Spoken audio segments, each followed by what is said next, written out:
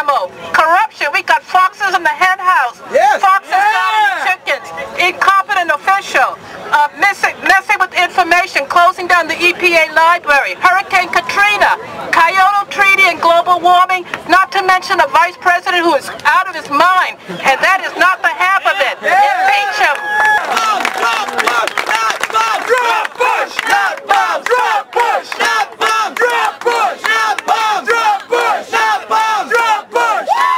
Drop Bush. And our final speaker is going to be Sean Joseph from the International Socialist Organization. Yes, Sean. All right. Sean, you are the man. He does it right. You are the man. He does it right. Yeah. Not a senior member of the organization to Preach. All right, I'll be quick because I know people want to march. Yeah. I thought it was worth saying. 38 years ago today, the Stonewall riots, the Stonewall Rebellion took place in Lower Manhattan, New York City. This is when 2,000 gays and lesbians fought 400 police for decency, for self-respect, and for their freedom. It's something for us to commemorate. Many of the activists there later formed the Gay Liberation Front, which was named after the Vietnamese National Liberation Front. Back then an insurgency was called a Liberation Front, which is cooler sounding and I think more accurate. So 38 years later we're continuing not that struggle, but an aspect of it, because then there was a sense that everything was connected. That's why the black struggle took inspiration from the gay struggle, the gays from the Vietnamese and so forth. So 38 years later we stand here in the last crumbling days of the Bush regime. Bush and Cheney's got to go. Hey, hey, ho, ho. Bush and Cheney's got to go. The last crumbling days of the permanent Republican government. Troops out. When do you want it? Now. What do you want? Troops out. When do you want it? Now. What do you want? Troops out. When do you want it? Now. What do you want? Troops out. When do you want it? Now. Which lasted about 2 years, which is about as short as a government can last in America without a coup or something of that nature. A revolution. Even better. Hey, hey, ho, ho. Bush and Cheney's got to go. Hey, hey, ho, ho. Bush and Cheney's got to go. Hey, hey, ho, ho. Bush and Cheney's got to go. The people that support Bush support the war now number around 28%.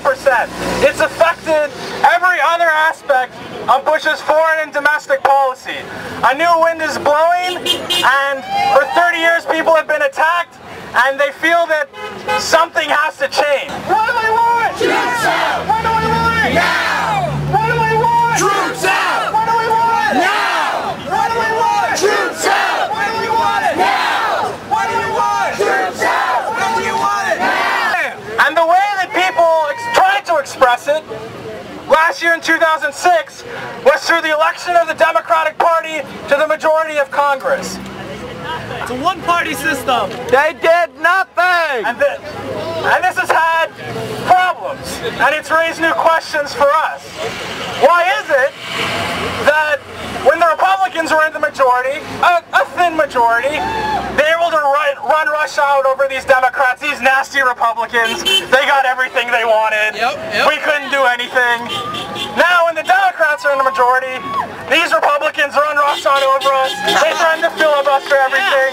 We can't get anything done, and etc. Why is it that the Democrats in the Congress can't block the funding for Bush's war, can't think of a way to do it with all their mastery of parliamentary tactics, but when Bush wants to pass an immigration bill for big business to bring hundreds of thousands of guest workers in the country to deny people that have come here for work who are decent, why when Bush wants to do that, Reid and all the Democrats are able to employ all their parliamentary tricks, are able to introduce and reintroduce bills in order to do a favor for the president. That's right. Why is this? We have to ask. Some of us have answers, some of us don't, and it's worth taking the time for us to figure that out together and struggle. The season that's coming, the political season, is going to open new political questions for this movement. Political questions that Cindy Sheehan has already opened for us. Yes, Cindy!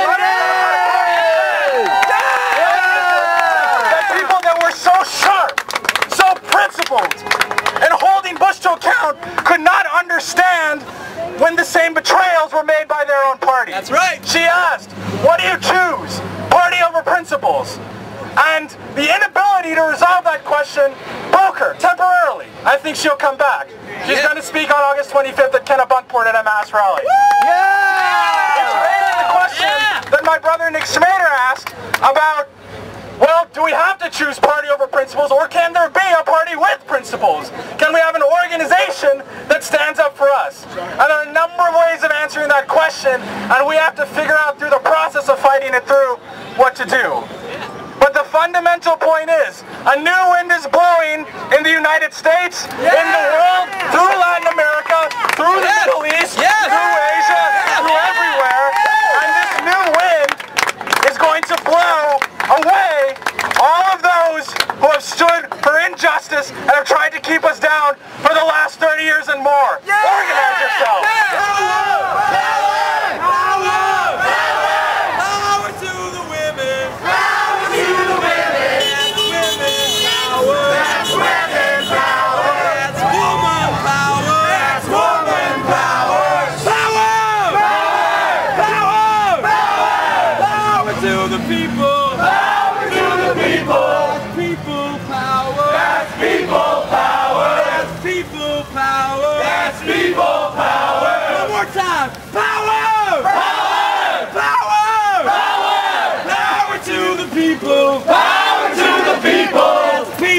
Power! That's people power! That's movement power! That's movement power! That's woman power! That's woman power! Ah, give it up loud! What do you want? Peace! When do you want it? Now! Say right now! Right